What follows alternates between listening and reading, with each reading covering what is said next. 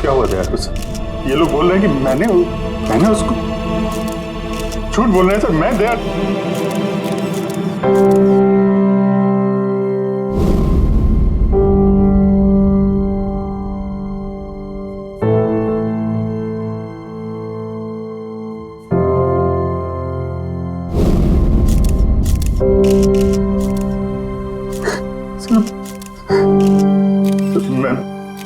मुझे पता नहीं सर। मैंने कब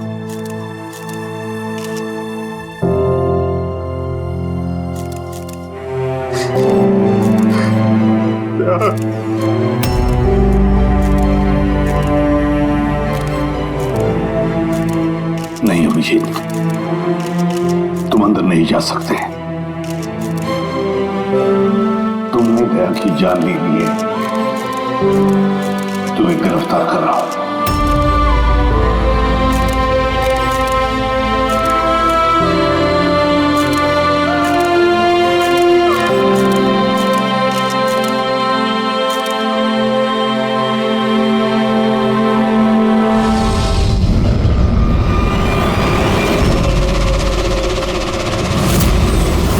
सर, जिसका खून हुआ है उसका नाम डीके है, एक प्राइवेट डिटेक्टिव। उसके मेट ने लाश देखी सुबह।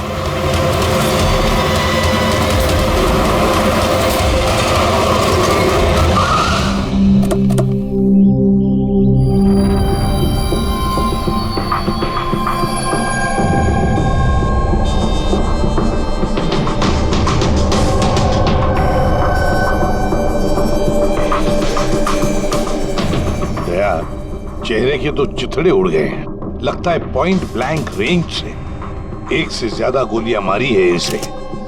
सर, इस कमरे का सामान अपनी जगह पे है सर, बिखरा हुआ नहीं है। ऐसा लगता नहीं है कि यहाँ पे हाथापाई हुई है।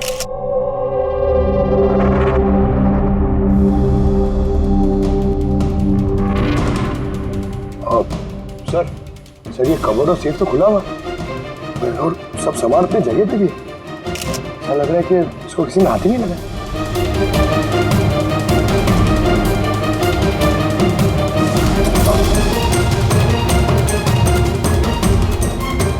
सर, पैसे और जेवर ऐसे के ऐसे ही। लगता है खूनी को जो चाहिए था शायद वो वही लेकर गए। सर, गोली।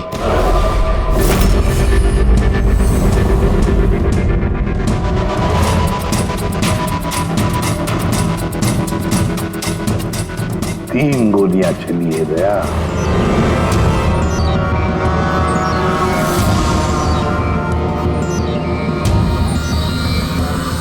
सर, आप रेडी?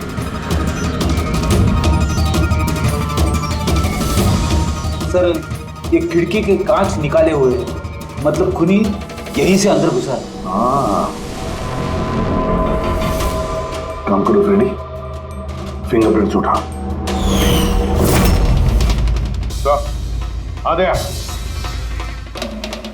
डीके का मोबाइल फोन सर। बनने से पहले डीके ने 3 बार किसी संजय को कॉल किया। संजय? किसी संजय को जान किया? नहीं साहब। रात 1 बजे से 2:30 बजे के बीच में 3 बार। संजय की डिटेल निकालो सर। हाँ, और हाँ भैया, ये अभिजीत कहाँ रह गया? तुमने उसे फोन करके कहा था ना यहाँ आने के लिए क्राइम सीन पर? हाँ सर, बताया था। शायद कहीं ट्रैफिक में फंस गया होगा। ट्रैफिक में? फोन करो उसे, कहो इसी वक्त आ जाए यहाँ पर। सर। हाँ।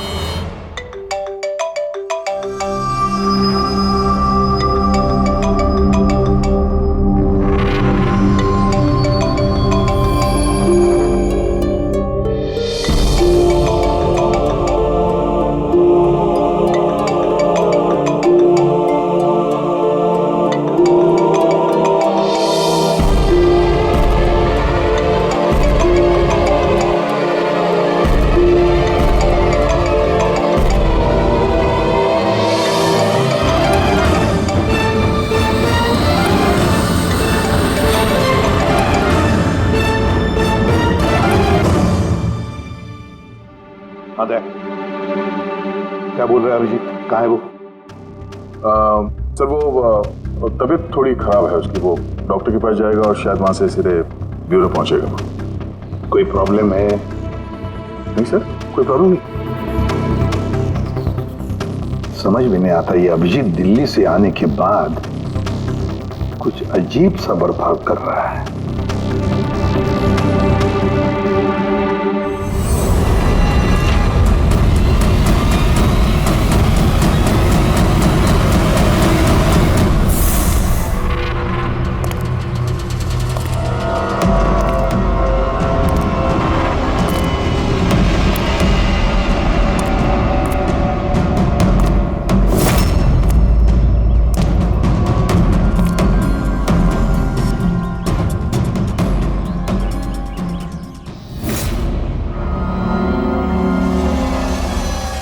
तुमको मेरी मदद की जरूरत है। तुमको? हाँ? अरे भाई, तुम तो खुद एक सीआईडी ऑफिसर हो। हाँ, लेकिन ये काम मैं खुद नहीं कर सकता। चलो ठीक है, कर देंगे मदद। तू भी क्या याद रखेगा। चल चाय वाय तो पी। नहीं यार, वो मैं ठीक हूँ भाई। आई मीन देख चेतन, ये काम जो है ना, इसके बारे में किसी को खबर नहीं होनी चाहिए, खासतौर पे मेरी टीम को। कैसी बात कर रहा है यार? इतने दिन की दोस्ती है अपनी, इतना भी भरोसा नहीं है? बता काम क्या है? किसी का पीछा करना है, नजर रखनी है उसमें, और इस काम के मैं तुझे पैसे भी दूंगा। क्या बात कर रहा है यार? दोस्ती में पैसा? चल ठीक है, तेरा इच्छा है तो दे देना पैसा। वैसे पीछा किसका करना है?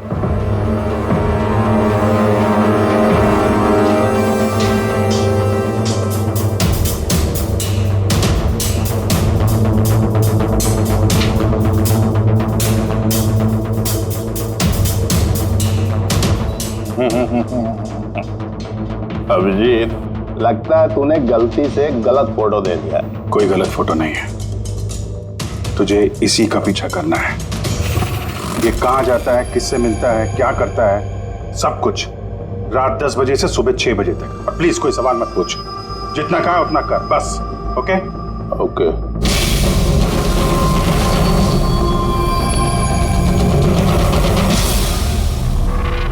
या तो अभिजीत पागल हो गया है या बहुत बड़ा कोई गेम चल रहा है।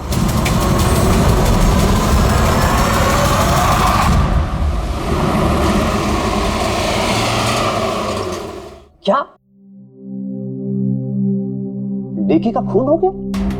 मरने से पहले डीके ने आखिरी बार फोन पे आपसे बात की थी आधी रात को। बात क्या हुई थी आपकी? वो मेरे कहने पर किसी पर जासूसी कर रहा था। कुछ सबूत मिला उसे, इसलिए उसने फोन किया था मुझे। जासूसी क्यों? मेरी बॉस मंदिरा जी के लिए। मंदिरा? कुमार ज्वेलर्स की मालकिन, मशहूर पेज 3 सेलिब्रिटी। उस दिल्ली वाले केस के बारे में तो आप सबने सुना ही। हो मंदिरा कुमार, मंदिरा जी। उन पर तो उनके पति, सास, ससुर और केयरटेकर्स को मारने का इल्जाम था, है ना? जी। मगर सबूत न मिलने पर कोर्ट ने मंदिरा जी को बरी कर दिया। और उसके कुछ ही दिनों बाद मंदिरा जी के पर्सनल असिस्टेंट ईशाना, उसने भी आत्महत्या कर ली।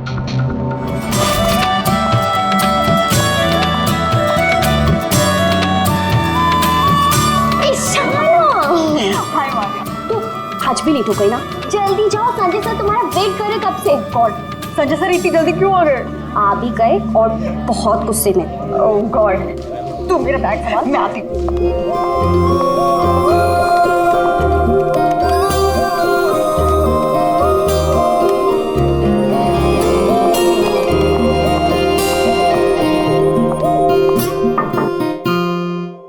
May I come in, sir?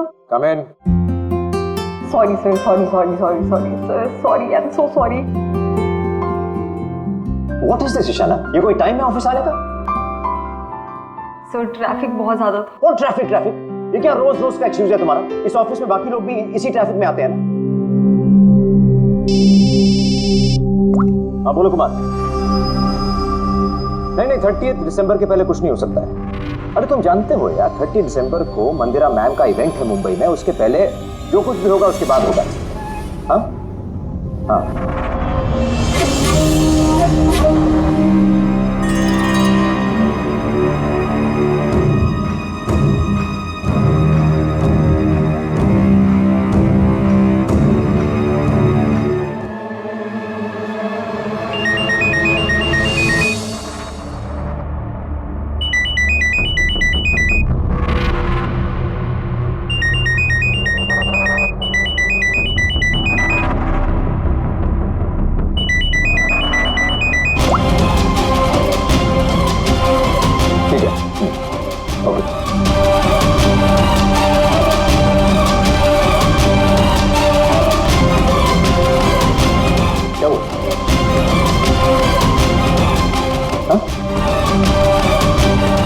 Ishana, वहां बाहर क्या देख रही है?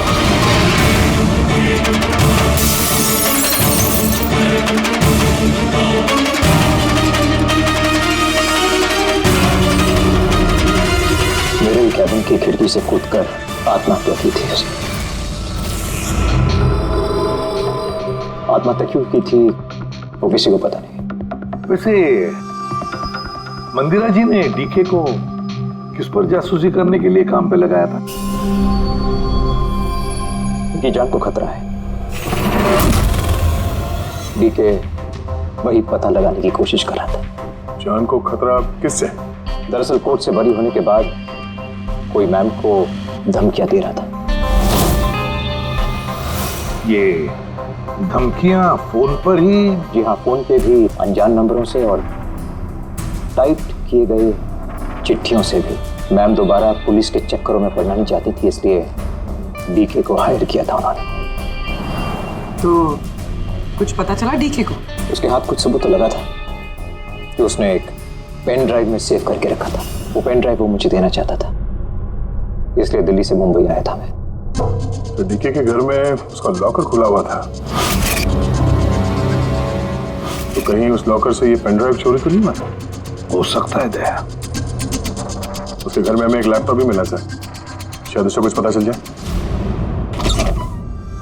मंदिरा ऐसे कैसे कर सकती है? उसने अकाउंट फ्रीज कर दिया। प्रॉब्लम को समझते क्या है? अब सब कुछ उनकी मर्जी से होगा। ये लोग कौन है? सीआईडी। वैसे हम संजय से मिलने आए थे। आप दोनों कौन हैं? सर ये कायरा है, मिस्टर कुमार, मेरा मतलब मंदिरा मैम की बेटी, और ये मैम के बहनोई हैं मिस्टर सबीर।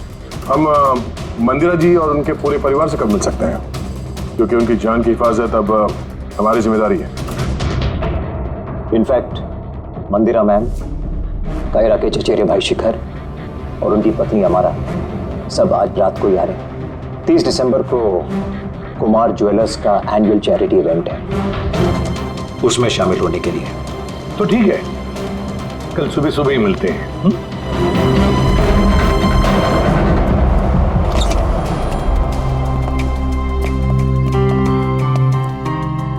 ये सब क्या है? और सीआईडी हमारे पर्सनल मामले में दखल क्यों दे रही है?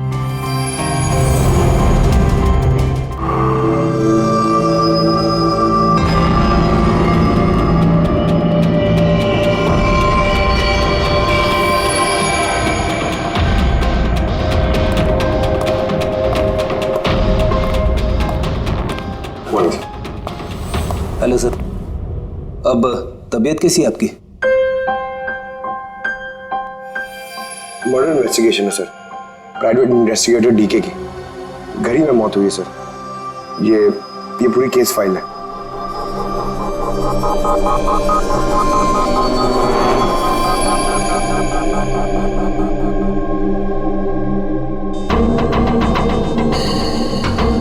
सर, ये तस्वीरें इसके घर की हैं, घर की तस्वीर है, उसी के घर की तस्वीर है, और यहीं पे इसका मर्डर हुआ है ना?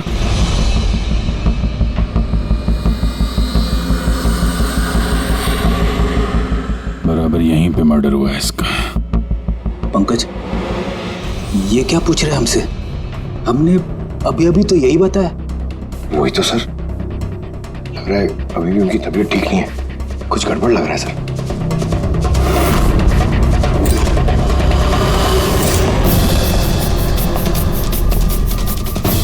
अभिजीत,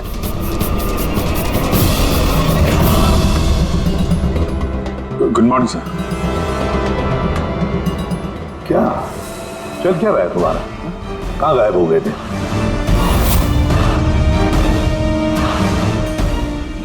अरे अभिजीत, तुम्हारी तबीयत खराब थी ना, तो डॉक्टर के पास जाना था, यहाँ क्यों? हाँ सर, वो कुछ दिनों से थोड़ी गड़बड़ चल रही है सर, पर अब ठीक है, आई एम बेटर नाउ। या गड़बड़ चल रही थी। सर, डीके संजय को जो पेन ड्राइव देने वाला था, तो उसका जो डेटा है वो हम हासिल करने का एक तरीका है सर। पेन ड्राइव तो मिला नहीं ना रे,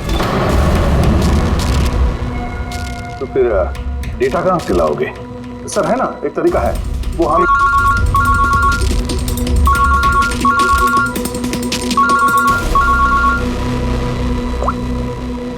हाँ बोल करूँ के?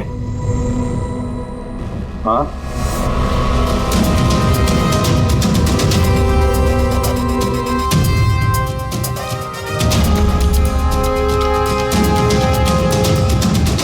है सर।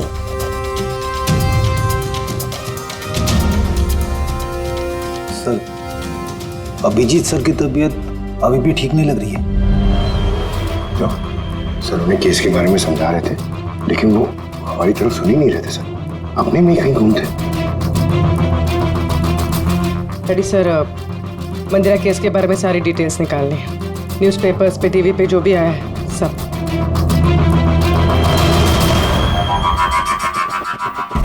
घर में घुसने का एक ही रास्ता है, मेन गेट, और चाबी डीके और उसके घर के मेट के पास रहती है।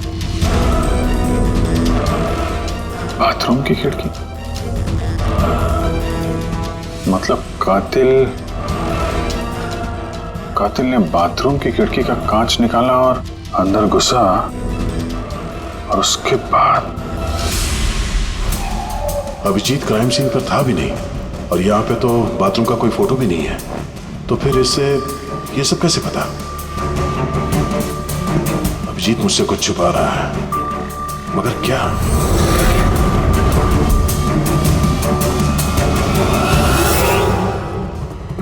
डीके के कंप्यूटर से जो डेटा डिलीट हुआ है वो उसके ऑनलाइन अकाउंट से निकाला जा सकता है। बस एक बार ये पासवर्ड मैच हो जाए।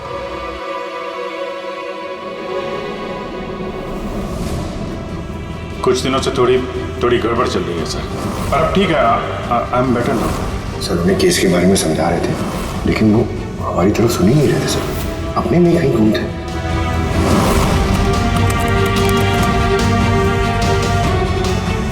यस सर पासवर्ड मैच हो गया।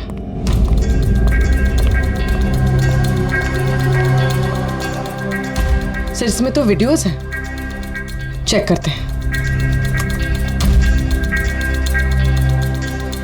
सर ये तो डीके के कंपाउंड के अंदर की फुटेज है। इसका मतलब वहां पे सीसीटीवी कैमरा है? नहीं था, हमारे पहुंचने से पहले किसी ने निकाल लिया। पर निकाला किसने होगा? दूसरा वीडियो देखो।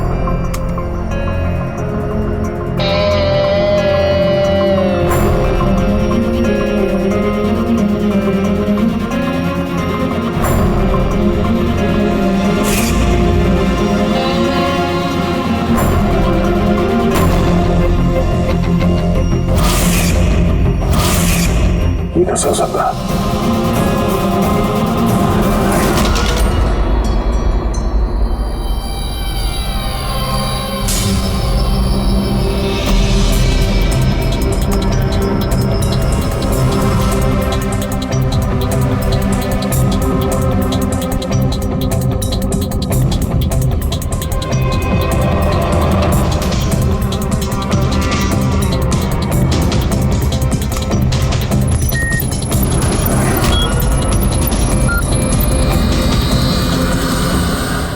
सब आपने अच्छी तरह से क्रॉस चेक तो कर लिया ना?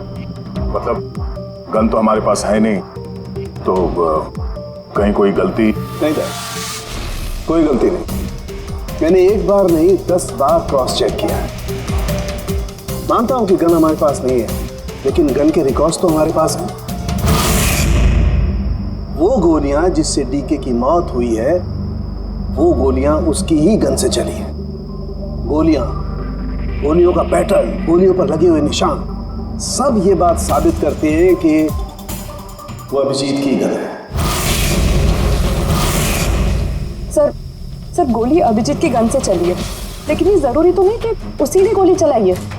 एग्जैक्टली सर, इसलिए मैंने ये बात एसीपी साहब को भी नहीं बताई, सिर्फ आप दोनों को बताई, ताकि मैं इस मामले के तह तक जा सकूं। क्या तुमने ये बात एसीपी को नहीं बताई?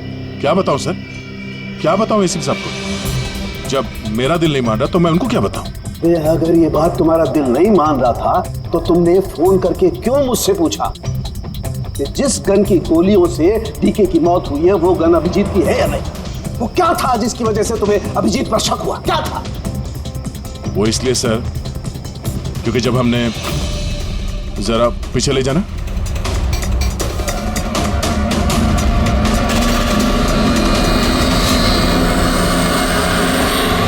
अभिजीत डीके के घर, दया फिर भी तुम अभिजीत को बचाने की कोशिश कर रहे हो। देखो दया, अभिजीत और तुम्हारी दोस्ती को मैं बहुत अच्छी तरह से मानता हूं, उसका आदर भी करता हूं, लेकिन ड्यूटी, अपना फर्ज किसी भी रिश्ते, किसी भी दोस्ती से ज्यादा बड़ा होता है, और ये बात मुझे तुम्हें बताने की जरूरत नहीं है। सर बिना ठोस सबूत के अभिजीत सर पे शक करना? सबूत नहीं था तो क्या था पूरी? अभिजीत डीके के घर में घुसा, ये सबूत नहीं तो क्या है पूरी? अभिजीत सर डीके के घर में घुसे ये हमने देखा, लेकिन उन्होंने डीके का खून किया ये तो नहीं देखा ना। सर ये भी तो हो सकता है कि उनकी गन से डीके को किसी और ने मारा हो सकता है, ये हो सकता है कि अभिजीत की गन से डीके को किसी और ने मारा हो, लेकिन ऐसी हालत में अभिजीत की गन अभिजीत के पास नहीं होनी चाहिए। क्या तुम लोगों को अभिजीत ने बताया? उसने बताया कि उसकी गन गुम हो चुकी है, कोई गुमशुदगी की रिपोर्ट लिखाई उसने? वो सवेरे से तुम लोगों के साथ है, क्या उसने बताया कि वो ऐसे अजीब से कपड़े पहन करके डीके के घर में क्यों घुसा, और वो भी बाथरूम का शीशा तोड़? बताया? सर आपके सारे सवालों का जवाब मैं अभिजीत से पूछ लूंगा, पर सर तब तक के लिए प्लीज सर, तब तक के लिए एसीपी साहब को कुछ मत बताना। मैं तुम लोगों की हालत को समझ रहा हूं, मुझे खुद भी अच्छा नहीं लग रहा है। Please sir, please. ठीक है, कल सुबह तक। दया, मैं कल सुबह तक का टाइम तुमको देता हूं। या तो सच का पता लगा लो या फिर ये सारी की सारी बात खुद एसीपी को बता दो। अगर तुमने एसीपी को ये बात नहीं बताई तो फिर मैं खुद प्रद्युमन को ये सारी की सारी बातें बताऊंगा।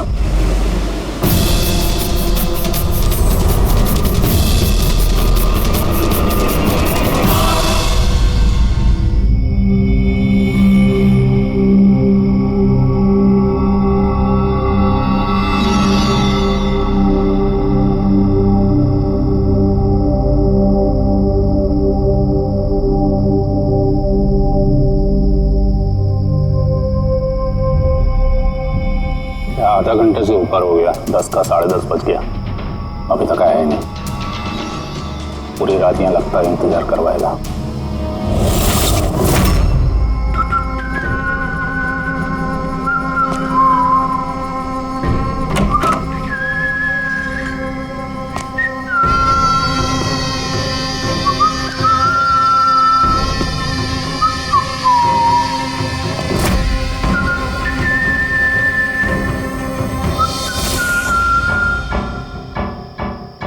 तुझे इसी का पीछा करना है।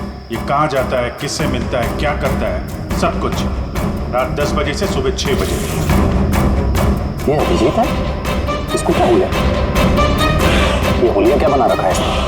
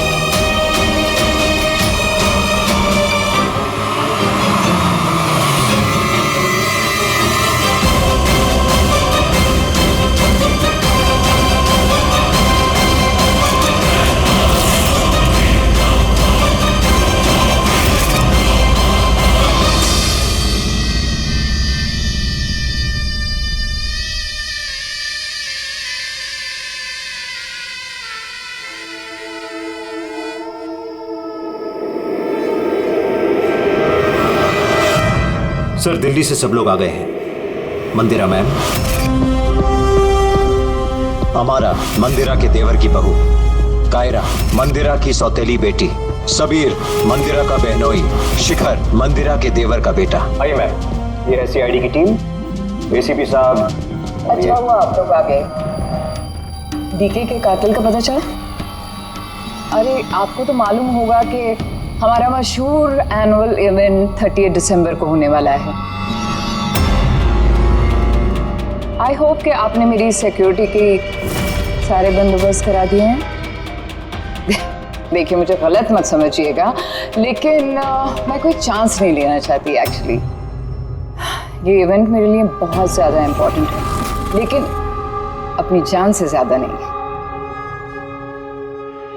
क्या आपको पूरा यकीन है कि आप मेरी हिफाजत कर पाएंगे? और डीके के केस में क्या प्रोग्रेस हुई? उसकी तहकीकात कहाँ तक पहुंची? वो सब जानने की आपको कोई जरूरत नहीं है मंदिरा जी। रही बात आपकी सुरक्षा की, वो हमारी जिम्मेदारी है। How interesting. भाभी जी, आपको डर लग रहा है मंदिरा जी को? भाई, जिसका कानून भी आज तक कुछ नहीं बिगाड़ पाया, मानना पड़ेगा उस इंसान को जिसने आपको डरा दिया। शायद उसे पता नहीं होगा ना इनके बारे में कि ये क्या क्या कर सकती है। क्या आपको भी लगता है कि मैंने अपने पति और बाकी लोगों को मारा है? देखिए मंदिरा जी, आप पर जो भी आरोप है उससे हमें कुछ लेना देना नहीं है। कोर्ट ने आपको बरी कर दिया और हम कोर्ट के फैसले का सम्मान करते हैं। आप सिर्फ इतना बताइए, आपको किस पे शक है? कौन है वो जो आपको मारना चाहता है? शक? जी हाँ, शक। नहीं नहीं नहीं नहीं, मुझे शक किसी पर भी नहीं है, बल्कि मुझे पूरा यकीन है कि मेरे मरने के बाद ये सब बहुत खुश होंगे और मुझे मारने की साजिश में भी इनमें से किसी एक का हाथ है। And I am very sure कि ईशाना की आत्महत्या में इनमें से किसी एक का हाथ है। अब आप ही बताइए, इतने प्यारे अच्छे रिश्तेदारों के होते हुए मुझे दुश्मन की क्या जरूरत है? मॉम प्लीज, आप फिर से अपना ये इमोशनल ड्रामा शुरू मत कीजिए। यहाँ पे ऐसा कोई क्रिमिनल नहीं है जो आपको मारना चाहेगा। राइट। खुद को बेगुनाह और बाकी सबको विलन समझना, ये तो भाभी की पुरानी आदत है। आई स्वेयर मैंडी, मुझे तो इस कहानी पे यकीन ही नहीं है। कौन मारना चाहता है तुमको और किसने धमकियां दी हैं? कहाँ है वो धमकी भरे खत? हाँ मंदिरा जी, कहाँ है वो खत? वो मुझे याद नहीं, मैंने फेंक दिए। सी, आई न्यू कि आप यही बोलोगे। सो कन्वीनियंट। बस हो गया। आप लोग एक दूसरे पर कीचड़ उछलना बंद कर दीजिए और एक बात अच्छी तरह से याद रखिए, हमें सब पर शक है और जब मैं सब पर कहता हूं उसका मतलब है आप सब पर शक है, आप सब पर। और एक बात, हमारी परमिशन के बगैर आप ये शहर छोड़ नहीं सकते। कोई भी शहर छोड़कर नहीं जाएगा। अगर जरूरत पड़े तो हम आपको दोबारा बुला लेते हैं। Thank you very much. Thank you.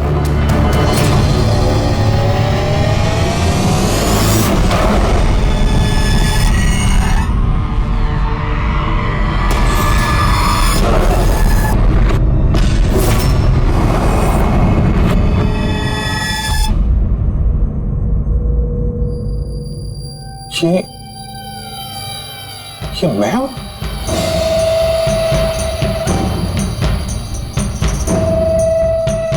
ये कपड़े पहन के घूम रहा था।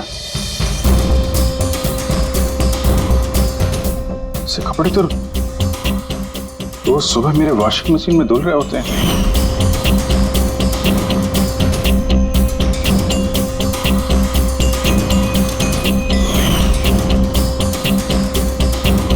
पर ये जूते,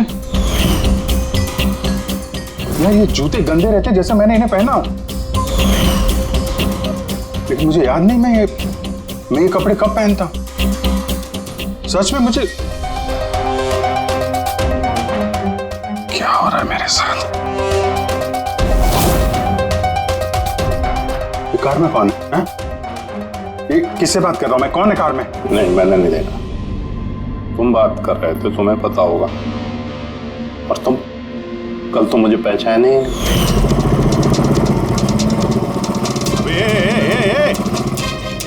चांद के छल्ले, तुझे सुसाइड करना है तो किसी बड़ी गाड़ी के नीचे जाना। खाली फोकट मेरे सामने क्यों आ रहा है? तो तू कैसे बात कर रहा है? और ये क्या बन के घूम रहा है तू? ये अपुन का स्टाइल है, टोनी का स्टाइल। तू कौन? मैं कौन? मुझे नहीं पहचानता है? और ये टोनी कौन है? अरे टोनी अपुन है और कौन? यार अभिजीत, देख यार, किसी केस के सिलसिले में तू ऐसा कर रहा होगा तो मुझे बता दे यार, डरा मत भाई। अदरा कौन अभिजीत? कौन सा केस? ये तू क्या बोल रहा है ना, मेरे भेजे में कुछ घुस नहीं रहा, समझा? टोनी नाम है मेरा, टोनी। टोनी से पंगा नहीं लेने का, समझा? चलावा आने दे और टोनी को जाने दे।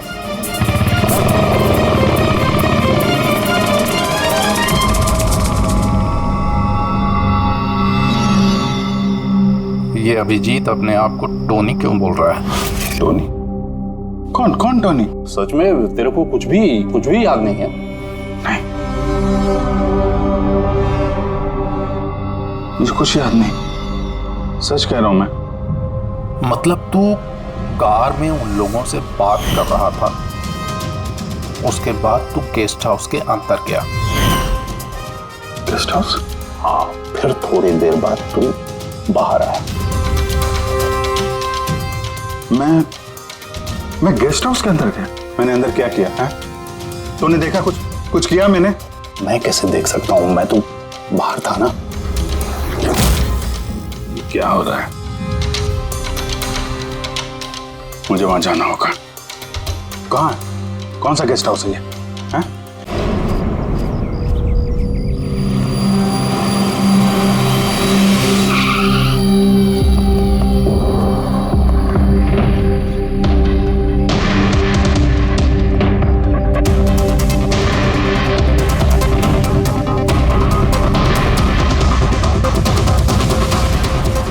सर, खून।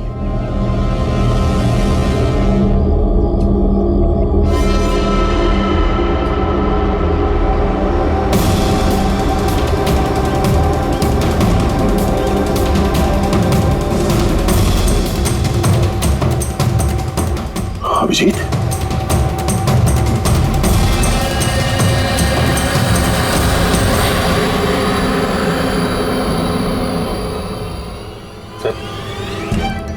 तुम यहाँ पे? तुम्हारा फोन ट्रैक करके, और यही सवाल मैं तुमसे पूछ रहा हूं अभिजीत, तुम यहाँ कैसे?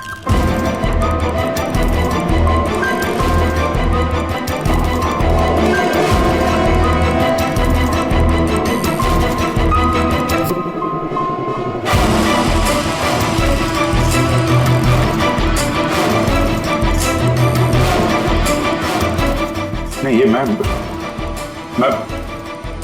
बताता हूँ दया, यहाँ पे क्या हुआ। अभिजीत, यहाँ पे क्या हुआ वो तो हमें दिख रहा है। तुम बताओ, किसने किया ये? हाँ? तुमने इन दोनों को मारा? मैंने? अभिजीत, मैं तुमसे कुछ पूछ रहा हूं। तुमने मारा इनको?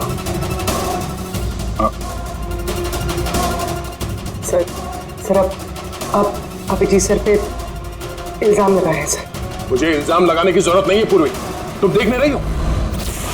यहाँ दो लाशें पड़ी हैं, खून से लथपथ, और सीआईडी ऑफिसर अभिजीत लाशों के बीच से ये बैज उठा रहा है, या यूं कह लो कि सुराग चुरा रहा है। अभिजीत, मैं फिर पूछ रहा हूं तुमसे, मुझे तुम्हारे साथ अपराधियों जैसे बर्ताव करने पे मजबूर मत करो। तो क्या करूं मैं? क्या बोलूं मैं?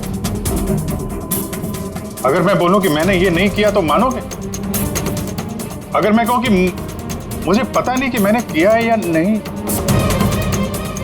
आई नो मैं अनर्गल बोल रहा हूं, लेकिन तुम लोग तो मुझे जानते हो ना।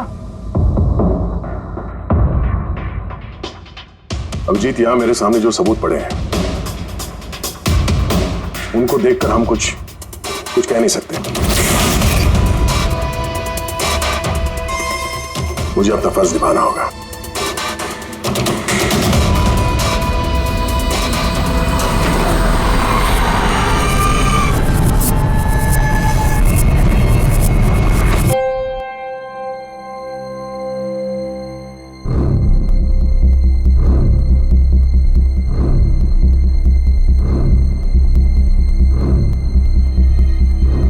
अभिजीत, इतनी देर से मैं तुम्हें पूछे जा रहा हूं, मगर तुम्हारे पास कोई जवाब तक नहीं। हाँ?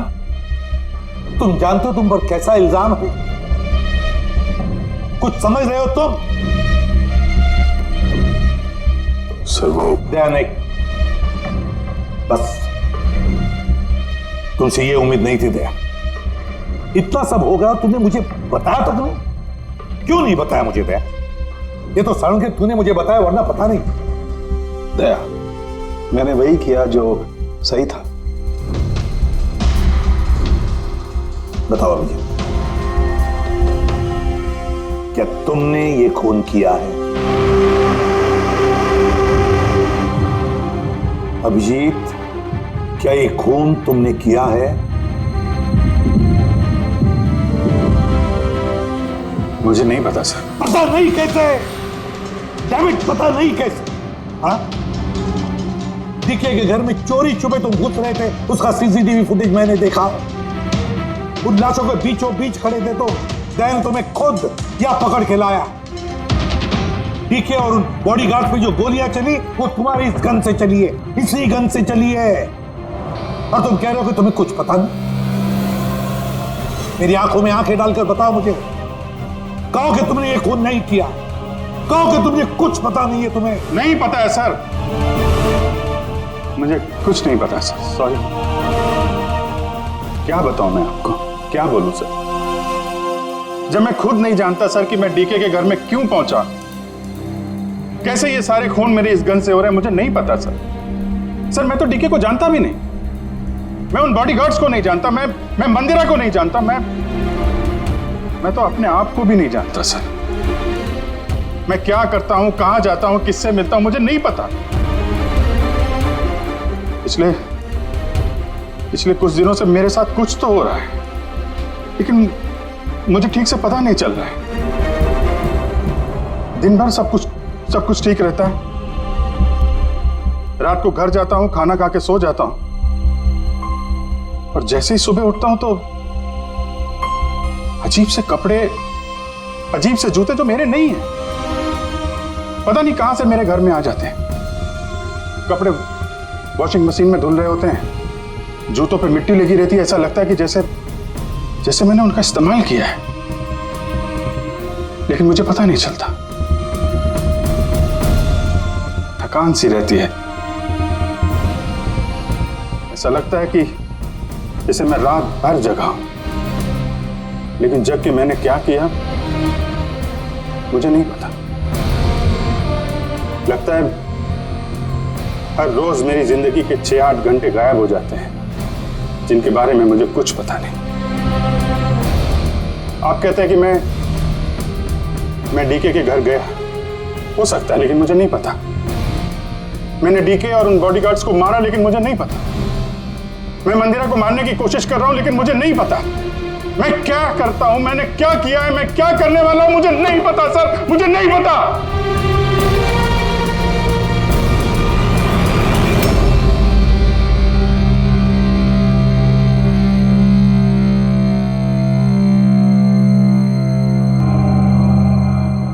देखो अभिजीत,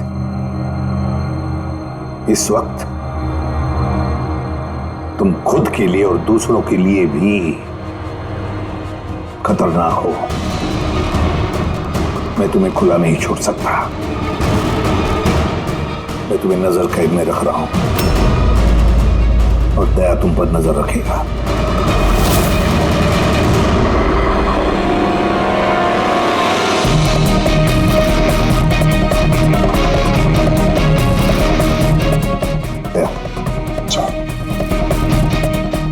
एक बात अच्छी तरह से याद रखना, तुम अपने दोस्त पर नहीं, बल्कि एक कातिल पर, एक खूनी पर नजर रख रहे हो। एक ऐसा आदमी जिसका मानसिक संतुलन बिगड़ चुका है। अब से इस केस की तहकीकात मैं खुद करूंगा, और तुम अभिजीत को रोकोगे कोई भी जुर्म करने से। अगर उसके लिए तुम्हें अभिजीत पर गोली भी चलानी पड़े तो वो तुम चलाओगे। Is that clear?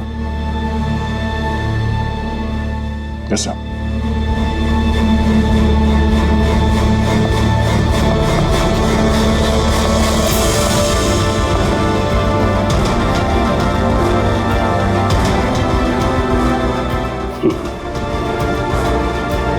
हथकड़ी लगा दो यार। सुना ना, मानसिक संतुलन ठीक नहीं है मेरा, कब क्या कर बैठूं कुछ पता नहीं। रोक लो मुझे, इससे पहले मेरे हाथों कोई और गुनाह हो जाए। रोक लो मुझे यार। आपका ऑफिसर, आपका अपना सीआईडी ऑफिसर मेरी जान के पीछे पड़ा है। उसने उन लोगों को भी मार डाला जो मेरी हिफाजत कर रहे थे, और आप बड़ी शान से कह रहे हैं कि डरने की कोई बात नहीं है। वो आपकी नाक के नीचे लोगों का कत्ल कर रहा है, और आप अब भी कह रहे हैं कि डरने की कोई बात नहीं है। कमाल है। आप मुझे बताइए कि मैं आप लोगों पर कैसे भरोसा करूं? आज आपका एक ऑफिसर सीरियल किलर निकला है, कल को कोई दूसरा निकल आएगा। बस मंदिरा जी बस, बहुत भूल गई आप। हमारा इंस्पेक्टर अभिजीत एक ईमानदार और बहादुर सिपाही है, अपने देश की रक्षा के लिए और आम आदमी की सुरक्षा के लिए अपनी जान तक कुर्बान कर सकता है, लेकिन एक किलर कभी नहीं बन सकता। हाँ, उस पर इल्जाम जरूर है, 3 खून का इल्जाम है। साबित सिर्फ इतना हुआ है कि अभिजीत का मानसिक संतुलन बिगड़ चुका है, उसे कुछ याद नहीं रहता वो क्या करता है, किससे मिलता है, क्या बोलता है, और उसके बाद में जब नॉर्मल होता है सब कुछ भूल जाता है। इसका मतलब ये नहीं कि वो कोई सीरियल किलर है। मैं पूरी यकीन के साथ कहता हूँ, खतरा है आपकी जान को तो वो आपके इन रिश्तेदारों से। एक्सक्यूज मी, सबूत सारे आपके ऑफिसर के खिलाफ मिले हैं और शक आप हम सब पे कर रहे हैं? जी हाँ, मैं आप सब पर शक कर रहा हूँ। ऑफिसर तो आप ही का है, आप तो उसे ही बचाएंगे।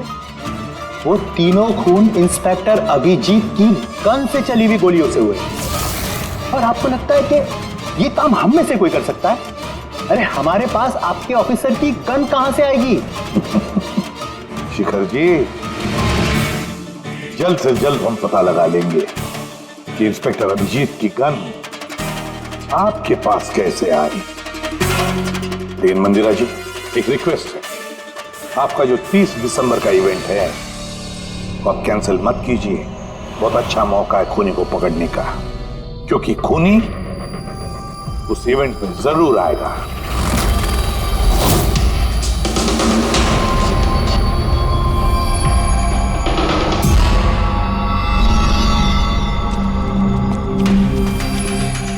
सर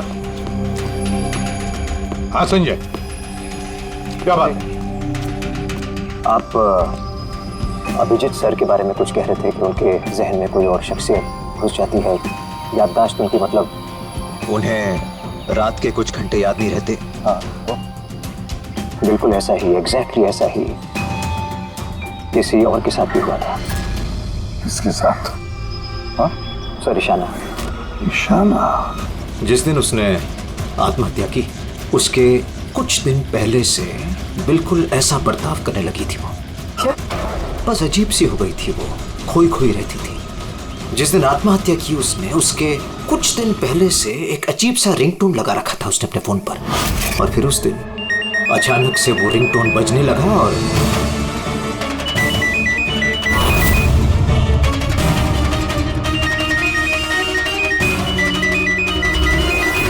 ऐसा लग रहा था कि वो ईशाना नहीं कोई और है।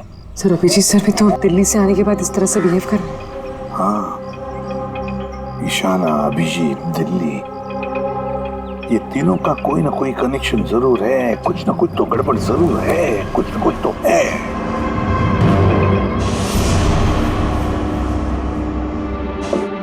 कॉफी? अरे पी लो यार, कुछ मिलाया नहीं है। मैं यही हूं और कहीं भागने वाला नहीं। अभिजीत, तुमने हम सबसे ये बात छुपाई क्यों?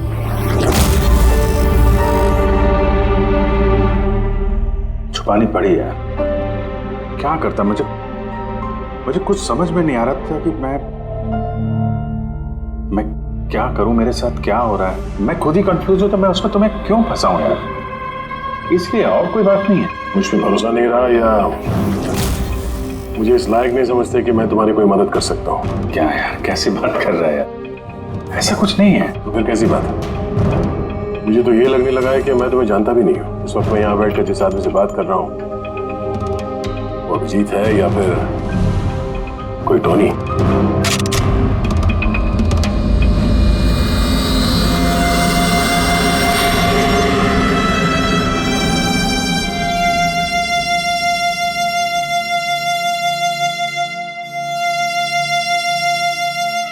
मैं तुम्हें कोई नुकसान नहीं पहुंचाने वाला।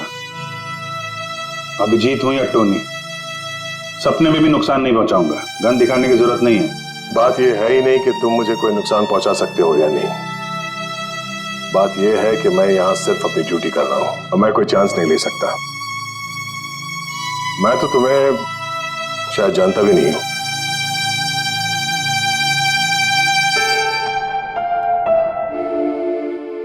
ठीक है, जब तुम समझने को तैयार ही नहीं है तो क्या?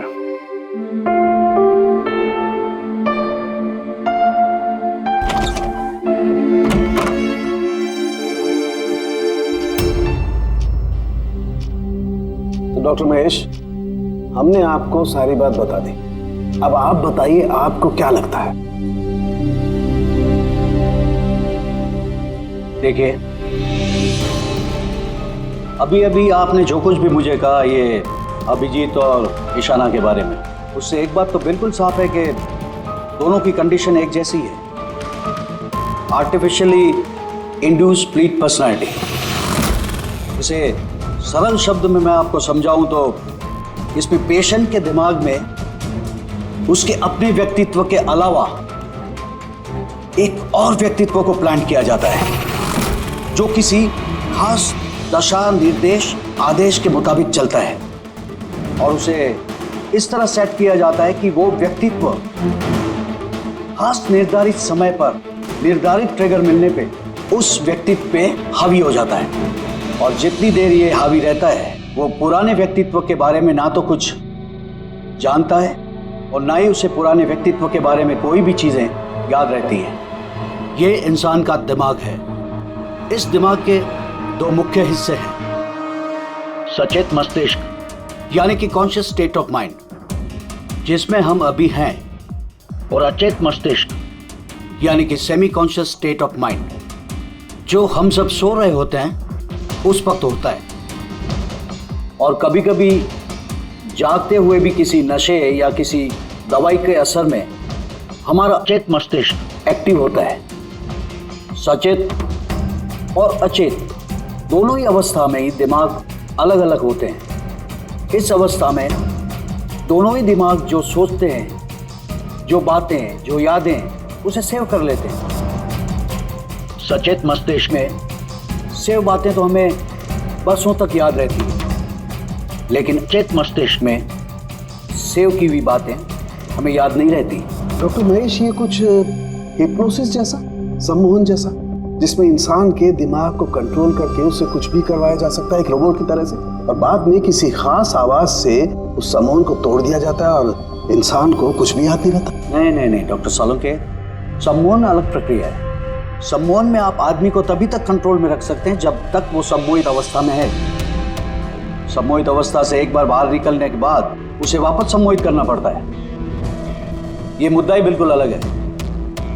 यहां पर इंसान के दिमाग में एक घटना जो बिल्कुल घटी नहीं है, एक व्यक्ति जो है ही नहीं, उसे उस इंसान के अंदर डाला जाता है। उसके दिमाग में ये बात फिट की जाती है। अच्छा, तो इसका मतलब है यही सब कुछ तो अभिजीत के साथ हो रहा है। किसी भी तरह से अभिजीत को ट्रिगर मिलता है जिसकी वजह से टोनी जाग जाता है। Exactly sir.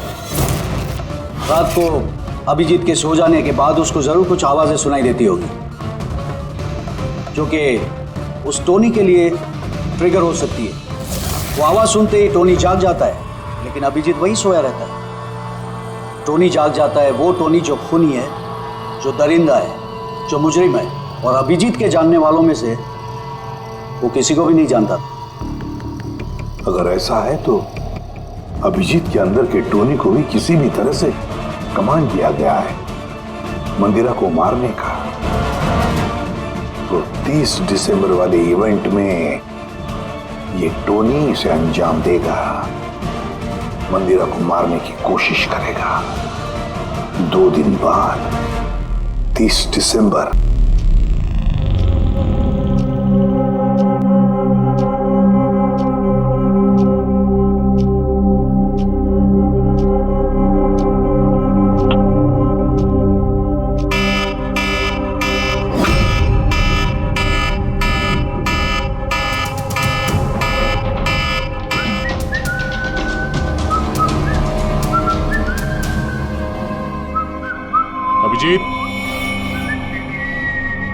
अभिजीत, कहाँ हो?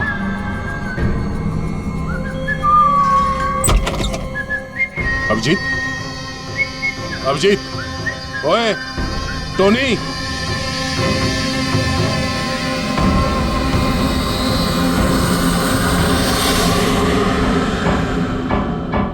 कौन है तू? तू अपन के घर में क्या कर रहे ला?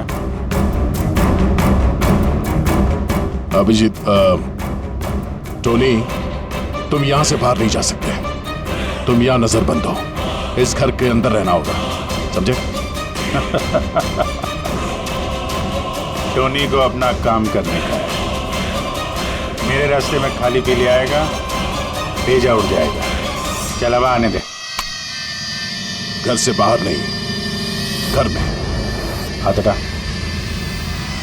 हाथ हटा। बोला ना टोनी को अपना काम करने का है। मेरा भेजा मत हिला। मेरे और काम के रास्ते के बीच में कोई नहीं आ सकता। चल। टोनी, तुम कहीं नहीं जाओगे, यहीं घर पे रहोगे तुम, समझा? क्या बोला? टोनी पे हाथ उठाया तूने? टोनी पे हाथ उठाया? अभिजीत, अभिजीत,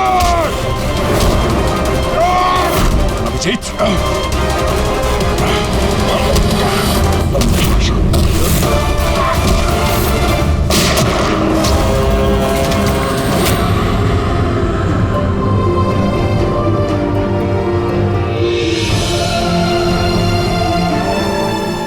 सकते हैं? क्या हुआ था? ये लोग बोल रहे हैं कि मैंने नहीं अभिजीत, तुम अंदर नहीं जा सकते। तुमने दया की जान ले ली है, मैं तुम्हें गिरफ्तार कर रहा हूं।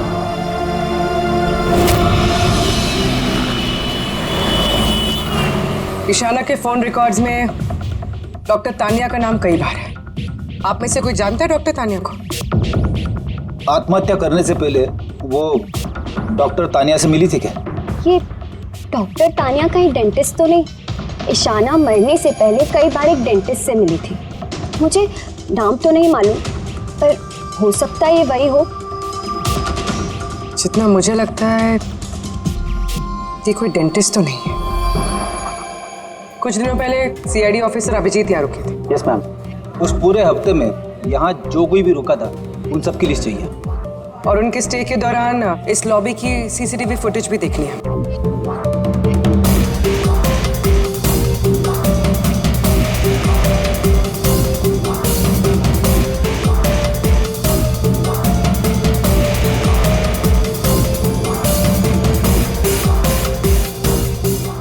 एक मिनट पॉज कीजिए। ये लड़की कौन है जिससे अभिजीत सर बात कर रहे हैं? पूर्वी, इस लिस्ट में डॉक्टर तानिया का नाम है और वो यहीं पे रुकी हुई थी जब तक अभिजीत सर यहाँ पे थे। शायद ये वही लड़की। क्या नाम है इस लड़की का? मैम डॉक्टर तानिया, हफ्ते भर यहीं थी वो। सर तानिया से तुरंत मिलना होगा। सर तानिया मुंबई के पैराडाइज होटल में रुकी हुई है। क्या मतलब मुझे टिकट नहीं मिल सकता? लुक, मुझे अभी इसी वक्त इंडिया से बाहर जाना है। Do you understand? Yes. Doctor Tania? जी, आप कौन? ईशाना, ईशाना की दोस्त, सीआईडी ऑफिसर पूर्वी।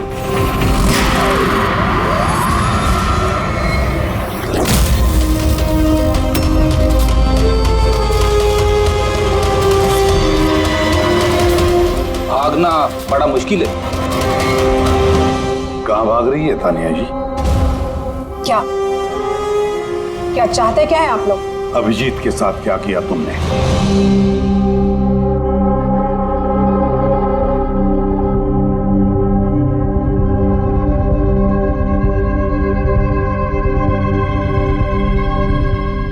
ईशाना और अभिजीत के दिमाग के साथ मैंने ही एक्सपेरिमेंट किया है। ईशाना को आत्महत्या करने के लिए और अभिजीत को एक मर्डर करने के लिए मैंने ही प्रोग्राम किया था। कैसे कैसे किया तुमने program? Artificially induced split personality के जरिए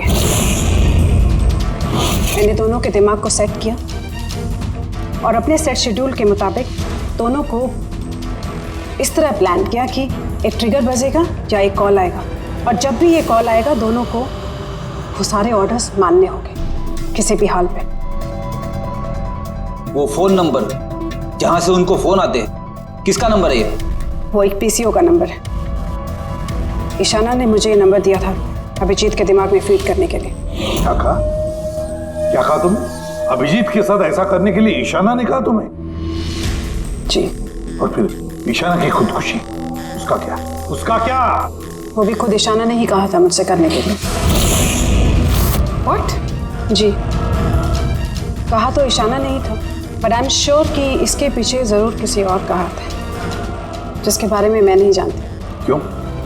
क्यों करेगी ऐसा वो? ये भी उसकी कोई मजबूरी। हमें किसी भी हालत में अभिजीत को इसमें से निकालना होगा। ले चलो इसे। चलो, वो बाहर नहीं आ सकता। क्यों? मैंने अभिजीत के दिमाग को प्रोग्राम किया है, सम्मोहित नहीं कि जाकर उसका सम्मोहन तोड़ दूं। मैंने अभिजीत के दिमाग में खूनी को प्लांट किया है, टोनी को। यही है वो आर्टिफिशियली इंड्यूस्ड पर्सनालिटी जो अब कभी बाहर नहीं निकलेगा। और मैं चाहूँ भी तो भी मैं अभिजीत को इससे बाहर नहीं निकाल सकती, क्योंकि अगर मैंने ऐसा किया तो या तो अभिजीत पागल हो जाएगा या उसकी जान भी जा सकती है। मतलब ये कि जब भी ट्रिगर होगा टोनी मंदिरा को मार के रहेगा, और वो तब तक नहीं रुकेगा जब तक वो वाकई मंदिरा को मार नहीं देता। और इसके बीच में जो भी आएगा वो भी मरेगा। मंदिरा को मारने का ट्रिगर क्या है? क्या ट्रिगर है अभिजीत के लिए? ईशाना के केस में ट्रिगर था एक रिंगटोन, और अभिजीत के केस में ट्रिगर है रिमाइंडर टोन, एक खास तरह का बीप जो मैंने अभिजीत के मोबाइल पे सेट कर दिया था। हम अगर अभिजीत मंदिरा को कैसे मारेगा? क्या प्रोग्राम किया है तुमने, बताओ। वो तब तक मंदिरा को चाकू से मारता रहेगा जब तक कि बहुत सारा खून नहीं बह जाता। और कितने बजे के लिए प्रोग्राम किया ये? 10 बजे। माय गॉड, सिर्फ 2 मिनट बाकी है। गिरफ्तार कर लो इसे।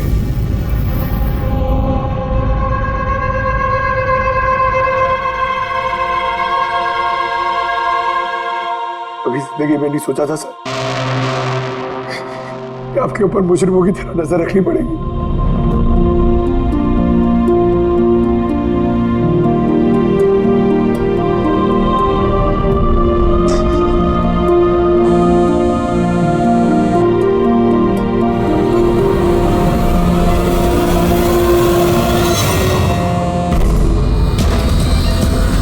अंकल डैम इट, फोन उठाओ।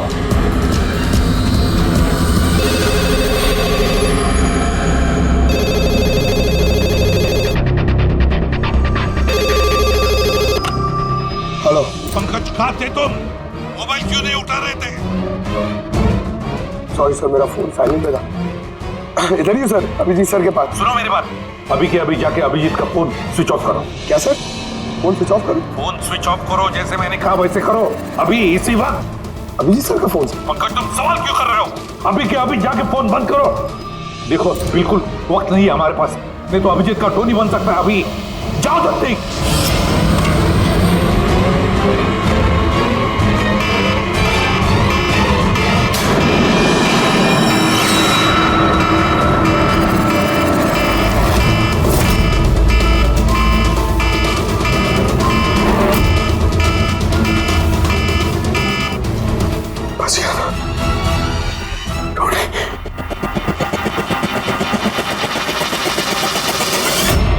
अभिजीत सर? अभिजीत सर कहाँ गए? Abhijeet sir? Abhijeet sir?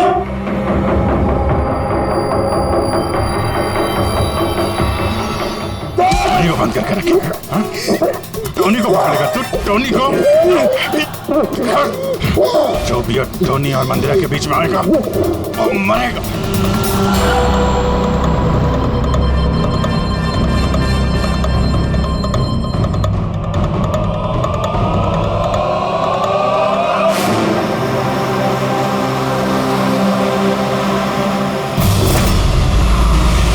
Sir यही चैरिटी इवेंट का वेन्यू है।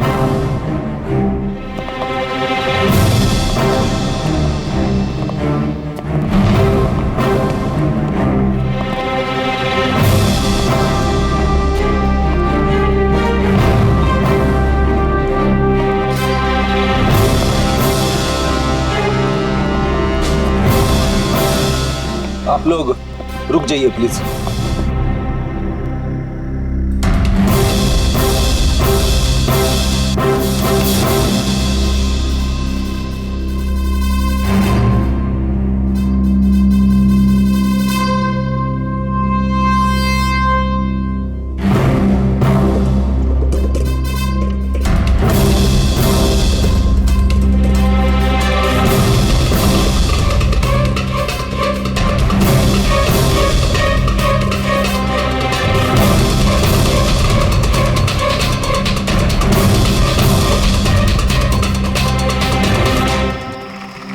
हेलो लेडीज एंड जेंटलमैन, हर साल की तरह इस साल की जो ये शाम है वो बहुत खास है, क्योंकि ये शाम है मंदिरा ज्वेलर्स के एनुअल चैरिटी इवेंट की, जिसमें जमा की गई सारी राशि दिल्ली और मुंबई के अनाथ आश्रमों और वृद्ध आश्रमों को जाती है। क्या बात है, तालियां बनती है इस बात पे डीकेसी चैरिटी के लिए।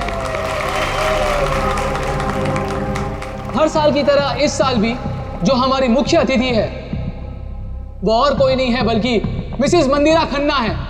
तो आइए दोस्तों, आप सभी की जोरदार तालियों के बीच हम स्वागत करते हैं मिसेस मंदिरा खन्ना का। Mrs Mandira Khanna.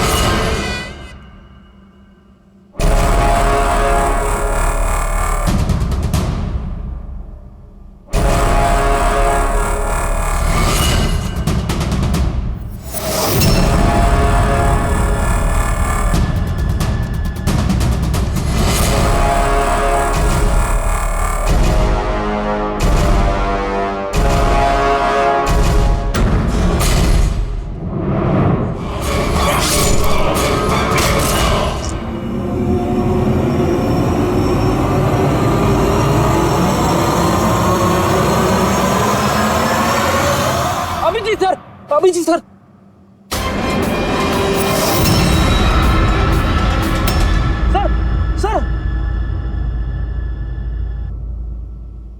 Sir sir अब जी ठीक है सर, जल्दी से हॉस्पिटल ले चलो, जल्दी आओ।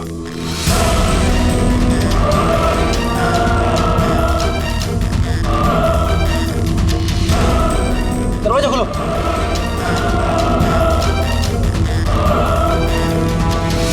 मंदिरा जी, टोनी ने अपना मिशन पूरा किया, मंदिरा जी को मारने का। वैसे हम पर भरोसा करने के लिए बहुत बहुत शुक्रिया मैम। आप लोग मुझे यहाँ क्यों लाए हैं? मुझे तो स्टेज पे होना चाहिए ना। मैडम, हमारा एक प्लान है। प्लान? पूर्वी,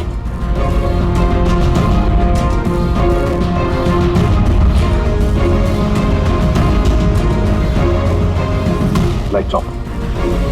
मंदिरा जी,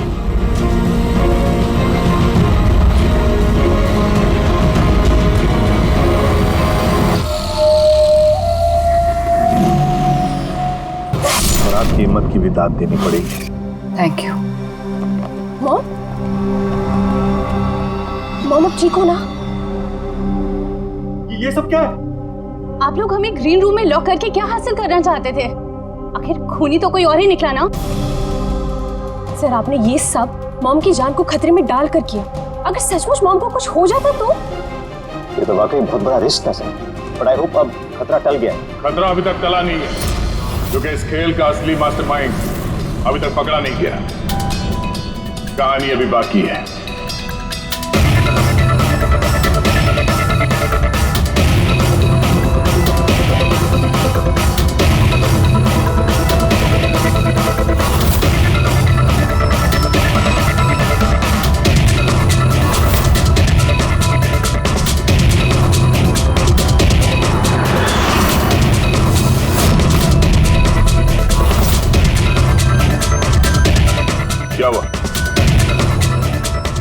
अच्छा नहीं लगा।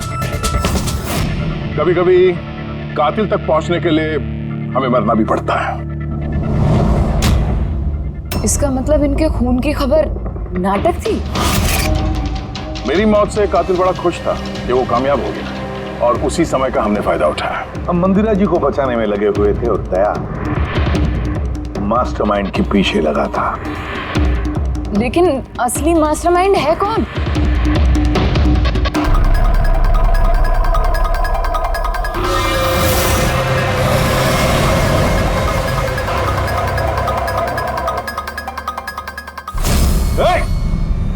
सर कोई भागा सर। पकड़ो उसे।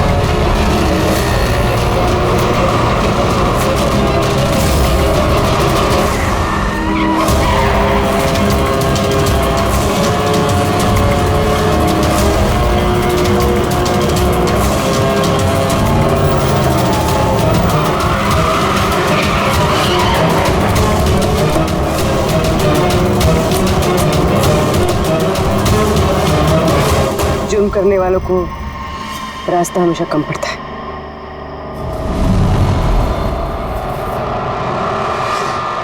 तुम ये सोच रही हो कि हमें कैसे पता चला कि खून तुमने किया?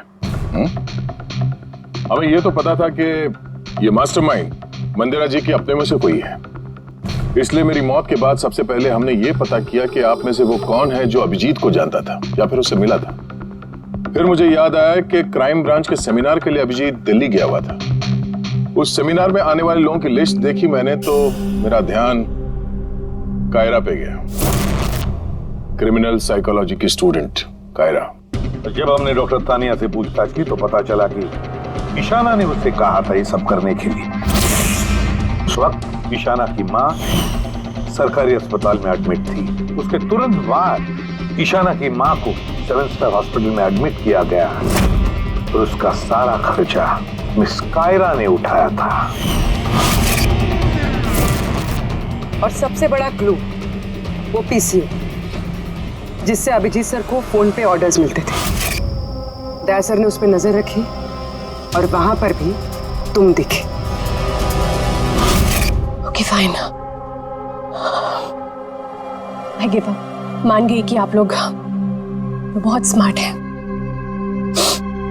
लेकिन सर इस बात से तो आप भी एग्री करोगे ना कि मैं भी बहुत स्मार्ट हूं? हाँ, स्मार्ट तो हो तुम। क्रिमिनल साइकोलॉजी की होशियार स्टूडेंट जो अपने सौतेली माँ से अपने पूरे परिवार का खून का बदला लेना चाहती थी। लोगों के दिमाग से खेलना, उन्हें अपने चक्कर में फंसाना, ये इनकी खासियत है। तो मुझे लगा कि क्यों ना इन्हीं की तरीके से मार दिया जाए। इसीलिए मैं ईशाना से मिली और फिर डॉक्टर तान्या से मदद ली। She was mad. She wanted to do an experiment. फिर मैंने ईशाना को बहुत समझाया। कई बार समझाने के बाद she was ready. उसने वो एक्सपेरिमेंट अपने ऊपर लिया। लेकिन somehow I was never convinced. मुझे हमेशा कंफ्यूजन रहता था कि वो नहीं कर पाएगी एक्सपेरिमेंट। फिर उसी दौरान मैं दिल्ली में अभिजीत से मिली और उनसे मिलने के बाद मुझे लगा कि इतने सच्चे और ईमानदार पुलिस ऑफिसर के होते हुए ये एक्सपेरिमेंट कोई और क्यों करे। फिर मैंने और डॉक्टर तान्या ने अभिजीत को मोहरा बनाया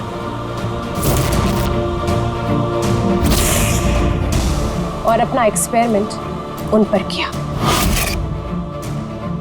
और ईशाना हमारे किसी काम की नहीं थी, इसलिए हमने उसे अपने रास्ते से हटा दिया। डीके और वो जो 2 बॉडीगार्ड, उन्होंने क्या बिगाड़ा था तुम्हारा? उन्हें क्यों मरवाया? ऐसा इसलिए किया क्योंकि सारा इल्जाम अभिजीत पर आ जाए और अभिजीत की बुलेट्स और गन्स हासिल करने के लिए टोनी था ना उसके दिमाग में। तुम इतनी खतरनाक हो सकती हो कायरा, मैं कभी सोच भी नहीं सकती थी। अब पता चल गया ना, तुमने मेरे माँ बाप के साथ, मेरी फैमिली के साथ जो भी किया है, तुम्हें जीने का कोई हक नहीं है। मैंने ये सब इसलिए किया क्योंकि मैं ये प्रूव करना चाहती थी कि इस दुनिया में किसी के भी दिमाग के साथ खेला जा सकता है, चाहे वो सीआईडी ऑफिसर ही क्यों ना हो। कायरा, बदले की आग में तुमने एक बहादुर सीआईडी ऑफिसर की जान के साथ खेला है, और तो और 4 माह तुम लोगों की जानें भी ली। डीके, ईशाना और मंदिरा जी के 2 बॉडीगार्ड। बहुत गलत किया तुमने। कानून तुम्हें कभी माफ नहीं करेगा। तुम्हें तो फांसी होगी, फांसी। जरा प्लीज ये सब याद मत करिए। एक बुरा सपना समझकर भूल जाइए। बुरा? डरावना?